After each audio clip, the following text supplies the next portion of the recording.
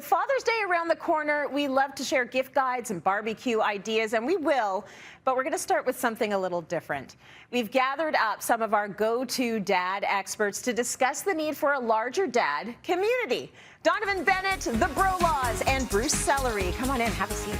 This is exciting for me because we don't often do conversations like this. And Donnovan, we are doing this because you brought this idea up to us, this whole idea of the dad village. So a place that dads can go to get counseling, to riff off each other, to just talk about what's happening in their lives with their family. And I'm hoping you can tell me a little bit about why you think that would be an important thing for us to have. Well, the idea came out of jealousy. Because they're all great ideas come out of. I look at my wife and she has great fellowship, communion with the fellow moms, and I didn't have that as a dad. And even when you look at literature, I was reading up on sleep training because she's like, if we're going to sleep train, you're going to be on board. And all of the language was geared to women, not to men. And we know obviously men are sleep training, so certainly there's a problem there.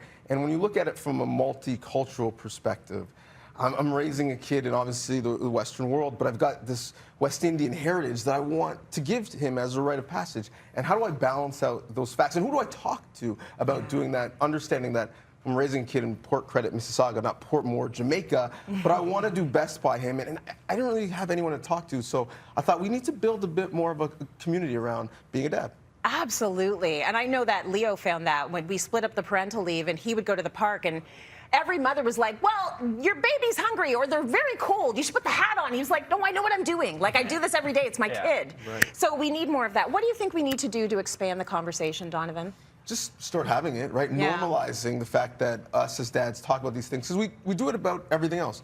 Finances, cars, sports, our careers, relationships. But this big piece of our life, we don't have the conversation. So I've looked into some resources. Anderson Cooper has a real great web series, Parental Guide. I joined Dad Central for a podcast that they did. But I think, quite frankly, I'm begging for more resources. So the call to action, if you know of places to go, platforms, one, tell the dads in your life, because I guarantee they appreciate it. But tell me. Tell us. Like, let us know via social media at Cityline, because I think it is important.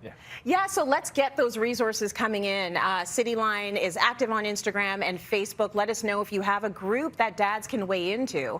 Now, some of you have a bit of a village going on. Joey, talk to me a little bit about how sports play a role in your dad village. Yeah, so Dave and I were fired up about this conversation as soon as we saw that it was going to be something that was happening, because it is something that is a part of our everyday lives. So for us, it centered a lot around sports, because we played on a softball slow pitch league for a lot of years, and since the pandemic, that's turned into a golf league, because that was a lot easier to do. But it's getting through the sports talk, like Donnovan was saying, getting past that, and then to the actual real talk, and being able to be vulnerable with the guys around you, which it doesn't come naturally to guys, but we're trying to make it as more of a natural reaction and a part of the conversation.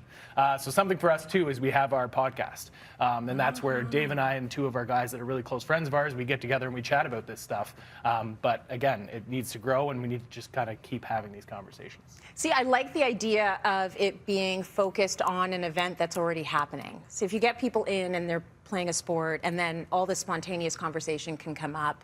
It could be therapeutic, it could just be about sports stats, but you never know what's going to come up.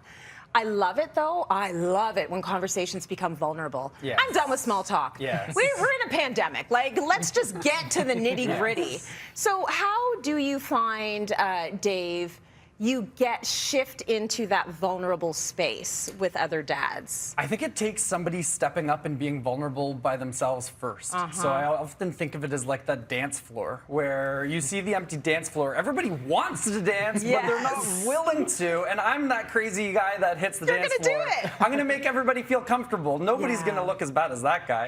So same with the dad conversations, right? Like, opening up about what's happening in your own life and being vulnerable about that is going to allow people and give them space to open up on their own as well. We've had a lot of dads that have experienced miscarriages, and I know it can be a different experience for everybody going through it, but often the dad is looked at as that strong support. They have to be there to support and help through that, and they don't get a space for themselves to vent through that and learn how to deal with it. So within our group and community, we are there for our dads, and we want to change that conversation about not having to do it on your own, not having to be and handle all of that burden on your own, but allow to lean on your brother, lean on the people around you to support you through that.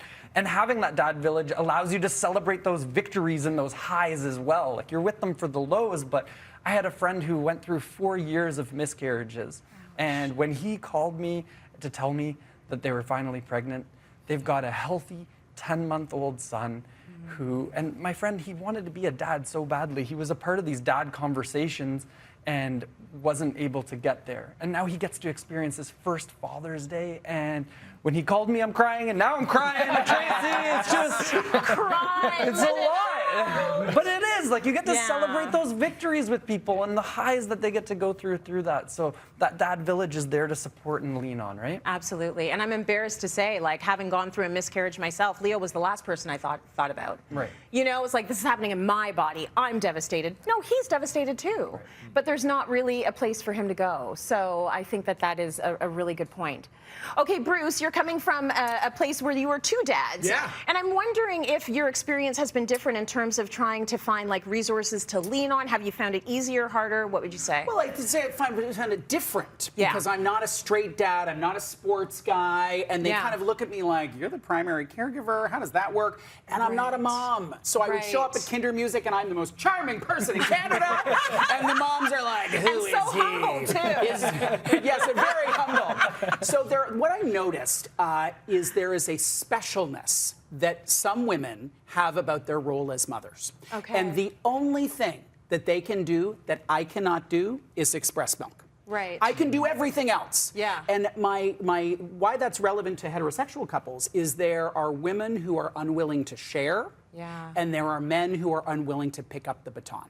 And I think that's a really great place to start that navigation for what do you want to be a part of? What's a self-expression? What don't you want to be a part of? Mm-hmm. The other dynamic that I noticed because of my role as a gay dad is how glamorized the dad is in such a sexist way. Yeah. So I get on the airplane with a 3-month-old baby and there's a hush across the aircraft. And everyone's looking up and be like, wow, he is a 3-month-old by himself.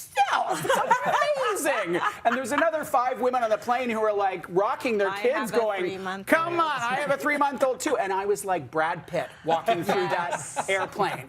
And so there's a part that's hilarious about that and a part that is heartbreaking. Yeah. Because we have this view today that a woman can be a CEO and we need to see her in order to feel like that's possible. And guys can be the primary caregiver. We can do everything. And we need to see that. We need to see that representation so that becomes possible for us. We sure do. I echo that 1,000%. But I think the question that I would really encourage parents to talk about and resource in different ways is what's enough? Because there's often a big disconnect between, in any couple, what is enough in terms of how much reading and how much sleep and how much quality time and all that. And when there's a disconnect, it feels like the other person is just failing because they're just not doing enough. Instead of saying, and this happened with Dennis, he and I have different views of enough. So when Asher is with Dennis, they may watch more screen time and eat crappier food and whatever they do.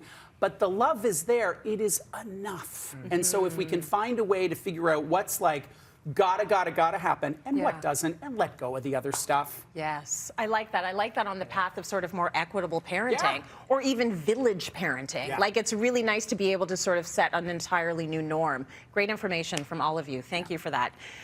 Fantastic conversation that we want to keep going. So do send us resources or any of the questions or comments because we could make this a regular thing, right?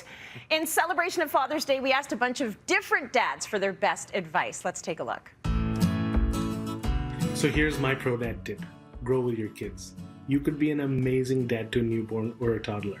You take your eye off the ball for 1 second and now they're 5. That's a whole new level of sass and attitude. Sassitude, as we like to call it in our home. Now you've gone from an amazing A+ to a disappointing D-. How do you grow with your kids? Pay attention, do the research, reach out to fellow dads, and build a community. What's the best thing a dad can do? Give them hugs. Give you hugs? And kisses. And kisses? Anything else? Piggyback rides. It's more difficult to be a granddad than dad. Although we need to discipline our kids and guide them for discipline, but they need to have their own way to learn things because that's the most important part of childhood, right? Having fun. Of course, in the delivery room, you obviously fall in love with, your baby, but the feeling just grows incredibly strong, and particularly as they start to, interact and become more, conscious and aware, it really takes you by surprise just how much, just how strongly you feel about your baby. You just gotta help. The thing is help. When you're at work, you come home, you gotta help with everything you can.